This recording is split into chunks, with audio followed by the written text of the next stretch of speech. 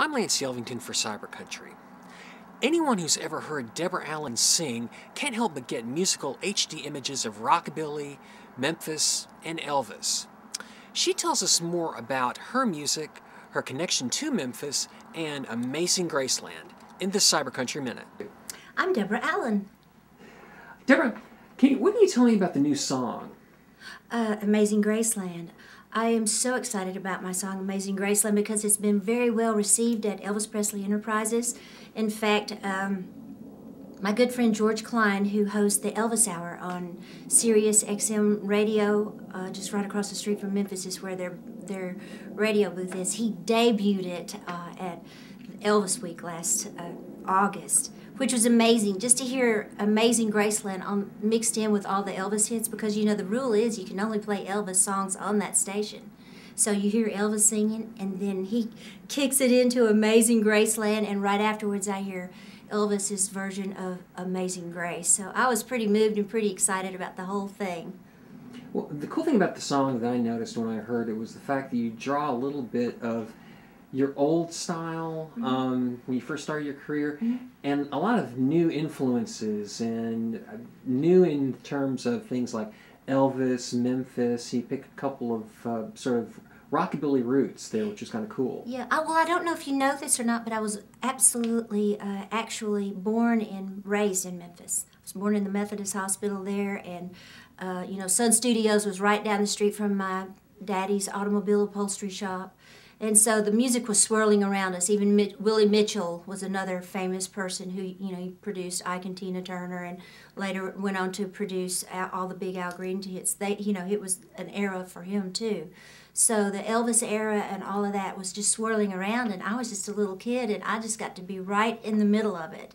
In fact, when I was about 3 years old, my parents actually designed and upholstered Elvis's first bus. So I wound up getting to camp out in the bus, and I actually got to sleep in Elvis's bed, but the only problem was I was only 3 years old and he wasn't there. So holding true to the music is really important to you then. Yes, it is. And so when you were talking about the new influences, really those influences have always been there in me because of where I was born and raised. And, you know, and being in Nashville, what's been so wonderful about being here is learning the craft of songwriting. But my musical roots run really deep, and they all head right back towards Memphis. How hard is it to pick the right songs for you whenever you put together a CD like this? Well, that's a good question because, you know, I do write a lot of songs. In fact, I've been told lately that I have like over 1,600, which is hard to believe, but I guess that just proves that I've been really busy. But, you know, out of those 1,600 songs, not every single song that I write is going to be perfect for me. And thank God I've been lucky that a lot of other artists have recorded the songs. But in picking the songs for this album, I just really, I wanted it to be something that was fun, that offered a lot of fun for people to listen to, but yet also offered a lot of depth. And I got through some of my favorite songs, such as Deeper Waters, Last Time for Everything, and of course, Amazing Graceland. When you put the song Amazing Graceland together, what was the #1 thing that you wanted to appeal to in terms of audience appeal? Well, you know, I wasn't really thinking about audience appeal. I was just strictly following my spirit, following my heart on that. I had just done a private performance at Graceland, you know, and I'd gotten to spend the whole entire evening inside Elvis's home. And when I stepped my foot through the door, I felt this spirit envelop me, and it just got stronger and stronger with every door that I passed through. And at the end of the night, when we were headed back to Nashville, the one thought that kept running through my head was, wow, that was amazing.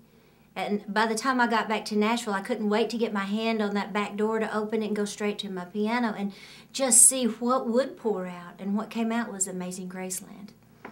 Now, what exactly do you have on the agenda for upcoming? Well, right now, stay with Amazing Graceland for just a second.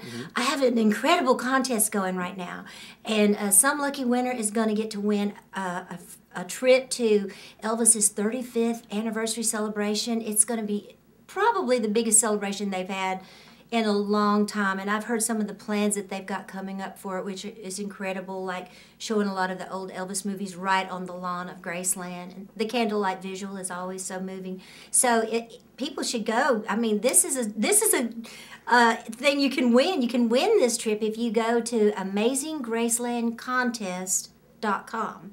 And also another thing that we just added today is we've gotten such an overwhelming response to this. You know, and I sort of told my feelings and my story about how Graceland affected me through the song.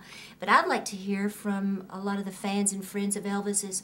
You know, how does Graceland really affect them? How, you know, so if you go to that site, you can have a chance to write your story there, and we're going to also post that weekly, some of the stories at elvis.com, which is seen by a lot of people also. Cool. Now, actually, when you're going to be doing stuff beyond this, what do you have coming up? Oh, well, I'm super excited about this. You know, this is 2012. I think it's a time for big things.